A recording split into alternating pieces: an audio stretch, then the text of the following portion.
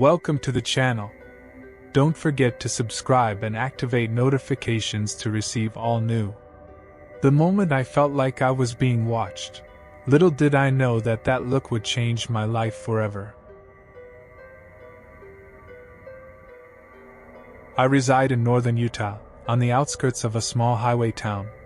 There isn't much here, just a few stores, truck stops, and a motel along the main highway. The roads leading to the outskirts are all dirt, connecting only a handful of homes, large private acres of forest, and grassy fields. This was a fairly ordinary day for me. I worked remotely from home and finished up around 6 p.m. From there, I headed into town to pick up some groceries and stock up on a few household items. Even though it was a highway town, the highway wasn't particularly busy, so none of the stores ever got too crowded. I pulled into the parking lot and began shopping. While I was inside, I happened to notice a man glancing at me. At first, I didn't think much of it. I probably just caught him looking over awkwardly at the same time I glanced his way. I continued with my shopping, but a couple of minutes later, in a different aisle, I spotted him again. Out of the corner of my eye, I saw him walk into the same empty aisle I was in and stand about 5 or 6 feet to the side of me. I kept my focus forward, trying to find what I needed, but I noticed he wasn't moving around or picking anything up. So, I subtly shifted my gaze slightly to get a better look at him. Even though I wasn't staring directly at him, I could tell he was still watching me. This time, I said hi, and then went back to my business. The man didn't respond. I hurried up, grabbed what I needed, and left the aisle. Honestly, I just thought the guy was a little strange, but I didn't dwell on it too much. I went to the checkout counter, paid for everything, and headed back out to my car. I parked in the far back of the lot, as I usually did. I tossed everything into the trunk, got in, and when I looked up at the rest of the parking lot, there were maybe 30 or 40 other cars, but something felt off. Then I saw him again. He was standing between a couple of vehicles, looking in my direction. He didn't have any groceries in his hands, so I doubted he even checked out or bought anything. What was this guy's deal? Probably some creepy trucker running on 2 hours of sleep or something. I pulled out of the parking lot and started heading home. By now, the sun had mostly set, so the empty dirt roads were dark and quiet. I parked out front and brought in the first couple of grocery bags. While putting things away, I got sidetracked by a phone call from my dad. Eventually, I returned to the task and went back outside to my car to grab the rest of the groceries. When I did, I noticed something unusual. I had to squint and let my eyes adjust to the darkness for a moment. But far off to the side of the dirt road, there was a truck. Its lights were all off, and I could only make out its general shape, silhouetted against the night sky. I owned just under 40 acres of land, so the truck was definitely on my property. It wasn't there when I drove home, and if it was just turning around or lost, why would it be parked with no lights on? I slowly walked up to my car, grabbed my groceries, and kept an eye on the truck the entire time. The best explanation I could come up with was that it might be some regular driver who pulled off the highway, thinking this empty land would be a good place to sleep instead of paying for a motel. Even though it was on my property, I wasn't going to make a fuss unless I had to. You never know who might be in there or what they might do. After bringing the groceries inside, I opened the curtains at the front of the house so I could keep an eye on the situation. Over the next hour or so, I gradually felt less nervous and assumed it was almost certainly a driver sleeping. Still strange, but harmless. I spent another hour in the living room watching a show and never saw the truck move. It was getting late, so I closed the curtains and went upstairs to bed. I think I fell asleep pretty quickly. However, in the middle of the night, I woke up needing to use the restroom. I never checked the time, but it was probably around 2 or 3 a.m. I got up, half asleep, and walked across the bedroom floor into the hallway where the bathroom was. As soon as I opened the door, I heard a creak downstairs.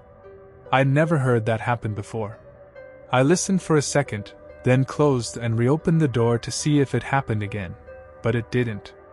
I cautiously walked to the end of the hallway and peered down the stairs. It was completely dark down there, with only a small amount of moonlight filtering in through the kitchen windows. but there was something in the downstairs hallway. I could see a shadow moving ever so slightly on the wall.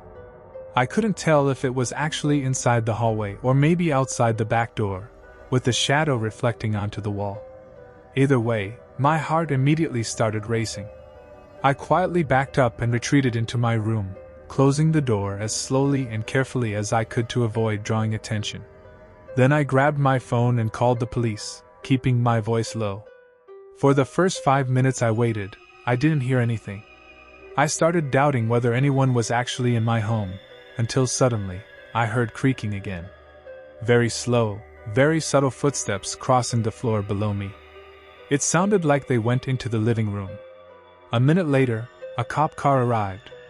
There was a scurry of footsteps running around downstairs, and eventually, someone fled my home just as the officers ran up. Thankfully, they caught him running back toward the truck parked in the field. Disturbingly, I recognized him as the creepy guy from the store earlier. I guess he really had been stalking me. Even worse than following me and breaking into my home, he was armed. The guy claimed he was just trying to rob me, but from the looks of it, his intentions seemed far more personal. I don't know how long he had been inside my home, but he didn't take anything. He didn't even have a backpack to carry anything with. Plus, he knew I was home. He had probably been watching me from somewhere outside all night. What he truly intended to do is better left unknown. It was spring break, and I was 18 years old. This year, my family decided to take a trip to a small cabin located in Minnesota. It was just me, my mom, and my younger brother, who was only 7 at the time. We planned to stay at this cabin for the entire week. Part of the reason we went to Minnesota was to explore some of the smaller towns and scout for a potential place to move to in the future. The cabin my mom booked was one we had never visited before, and I don't think she realized how far it was from the nearest towns. She was probably more focused on the price. It was really far north, about 35 minutes away from any shopping areas. I guess this was a good test to see how well we'd handle rural life. The drive there took a little over 10 hours. I drove the first few hours, and my mom drove the rest. We arrived at the cabin at sunset. It was beautiful. The orange skies setting over the dense forest and wildlife were so different from the skyscrapers and massive office buildings we were used to. The cabin itself, however, was noticeably old. Everything creaked, and it didn't look like the place was professionally built. But it was fine. It was a cabin, after all. We settled in for the night, testing out the wood-burning fireplace and resting after the long drive. I ended up napping for most of the evening. My mom went to bed around 8:30, but because I had taken a long nap, I stayed up a bit longer. My little brother was already in his room, so I was alone in the cabin. I sat by the fireplace on my phone for a while, then decided to get some fresh air and check out the back porch. It was a really small wooden deck with a questionable-looking fire pit in the middle and a few chairs around it. I sat down and looked out into the forest. The night was incredibly quiet. No cars or busy streets, just the occasional bird call in the distance, and the trees rustling in the wind. I loved it, though it was a bit colder than I expected. I noticed some logs stacked up on the side of the cabin and figured I'd try lighting the fire pit. I got it started without any issues, and the fire burned steadily in the center. So, I guess it wasn't as sketchy as I thought. I sat by it for a while, enjoying the moment. I never got to do this sort of thing, so I just soaked it all in. After about 30 minutes outside, there was a sudden and completely unexpected sound from within the forest. I had no idea what it could have been, but the way it echoed through the trees sounded like an axe chopping into wood. It was only one sound though, and I didn't think it was possible for anyone to be out there near us. It was pitch black outside, so I couldn't see anything, but whatever it was, it sounded pretty close. As I stayed out there for the next 5 minutes after hearing the sound, I felt my nerves starting to build. This uneasy feeling ruined the peacefulness I had enjoyed earlier. I ended up putting out the fire and heading back inside. From the sounds of it, my mom and brother were already asleep. I still wasn't tired though. I'm not sure if it was because of the long nap or the sound I heard that kept me awake. but I didn't feel like going to bed yet. I stayed up in the living room on my phone. I had some movies downloaded, so I didn't have to worry about Wi-Fi. Only about 15 minutes in, I heard something. I paused the movie and listened. I wasn't sure if it was the cabin creaking from someone waking up or moving around in their room, or maybe just the wind hitting the walls. It gave me that uneasy feeling again, though. I wasn't used to being in this kind of environment, so I think that's why I got so easily unnerved. It was only a minute later that I heard it again, but this time it came from the opposite end of the cabin, not where the bedrooms were. It was from outside the wall right next to me. The only thing there was a window. I leaned closer and listened. Just as I thought I might be hearing something, a loud sequence of knocks shook the front door. The sound vibrated across the wooden walls. I froze for a moment, then heard my mom get out of bed and hurry into the hallway, asking what that was. I was standing up at this point, knowing something was wrong, but I told her someone was at the door. I could tell she was pretty frightened too. She immediately went back to grab her phone and call 911 because there was no reason for anyone to be banging on our cabin door in the middle of nowhere and in the middle of the night. As she did, I walked up to the door and looked through the peephole. It was extremely dark. There were no porch lights or anything, but I could make out the basic figure of a man standing fairly close, just staring ahead at the door. In the dark, I could also see the outline of a heavy wooden axe in his hand. My eyes widened, and my nerves spiked. Everything rushed through my mind.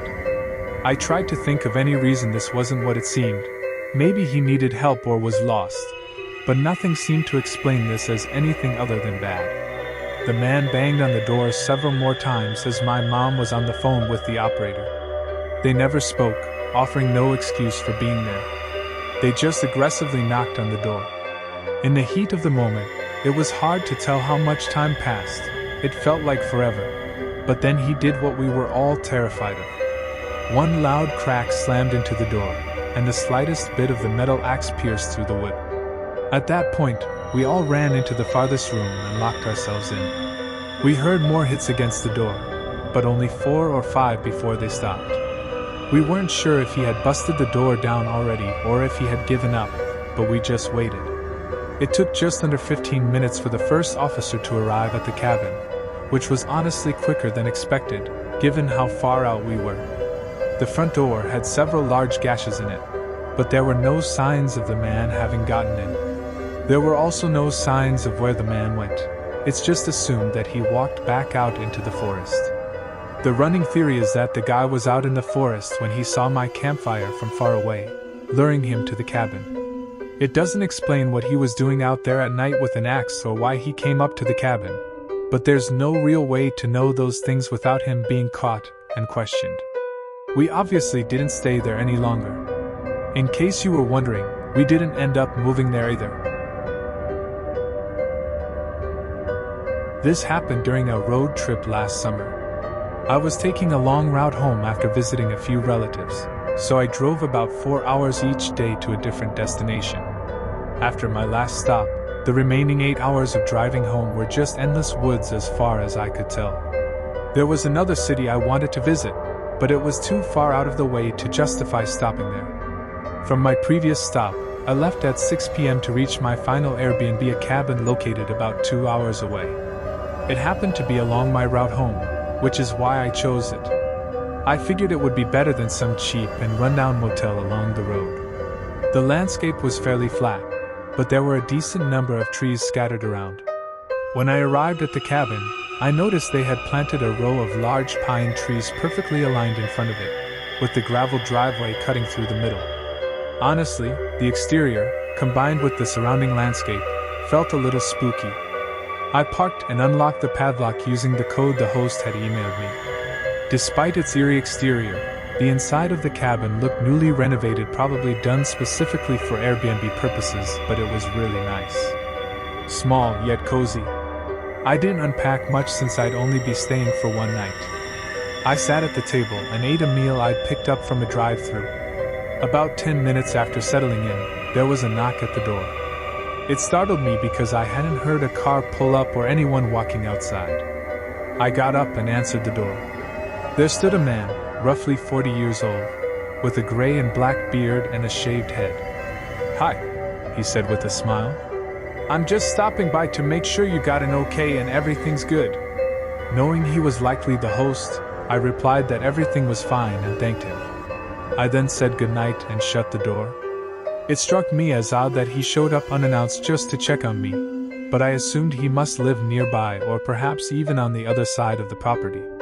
Also, it's worth mentioning that the man had an unusually strong odor, like he'd been working outdoors all day. I found it a bit strange, but I brushed it off.